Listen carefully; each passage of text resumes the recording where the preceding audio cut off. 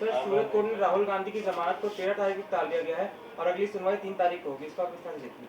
देखिए, न्यायालय अपना काम कर रहा है। भारतीय जनता पार्टी ने ना ही न्यायालय के पास गई, ना ही राहुल गांधी जी के अगेंस्ट में कोई हमने एक्शन के लिए न्यायालय का दरवाज़ा खटखटाया। जिस वर्ग को, जिस सरनेम को उन्होंने गाली दी थी, उस सरनेम से जुड़े हुए लोगों, जो लोग उनसे आहत हुए थे उनकी भाषा से, वो लोग कोर्ट गए थे और कोर्ट ने भी उनको समझाया कि भाई इस तरीके की कोई बात गलत निकल गई हो तो अपनी क्षमा प्रार्थी हो जाइए, क्षमा मांग लीजिए, आप अपना सेंटेंस वापस ले लीजिए। पर उन्होंने वो भी नहीं किया। तो उसके कारण कोर्ट ने उनको सज़ा सुनाई है। अब वो आगे डेट जाएगी, वो आगे हाई कोर्ट में जाएंगे और किसी कोर्ट में जाएंगे, ये उनका प्रोव्यू है। बार बार हम लोग राजनीतिक लोग हैं, सामाजिक लोग हैं, कई बार हम लोगों से बोलते समय गलती हो जाती है, डिबेट में आवेश में आके बोल जाते हैं या कभी पब्लिक स्पीच में बोल जाते हैं। पर हमको जब महसूस होता है कि हमारी किसी बात से किसी को आहत हुआ है तो हम लोग अपने सेंटेंसेस को, अपने शब्दों को वापस लेते हैं और क्षमा प्रार्थी होते हैं।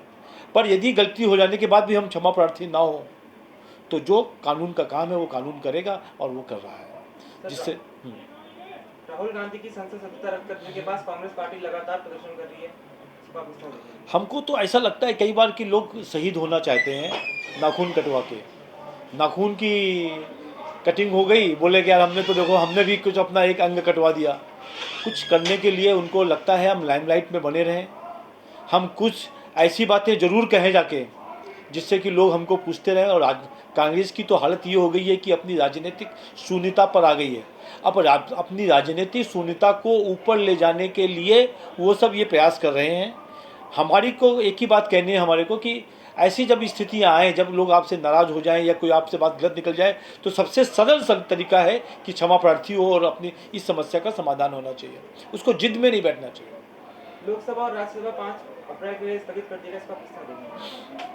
अरे देखिए, वो तो रोज लोकसभा की और राज्यसभाओं की अपनी अपनी कार्य है, क्या क्या काम होना क्या नहीं होना है, उनके अपने प्रवक्ता हैं, उनसे पूछे कि क्या कारण से आगे बंद किया गया है।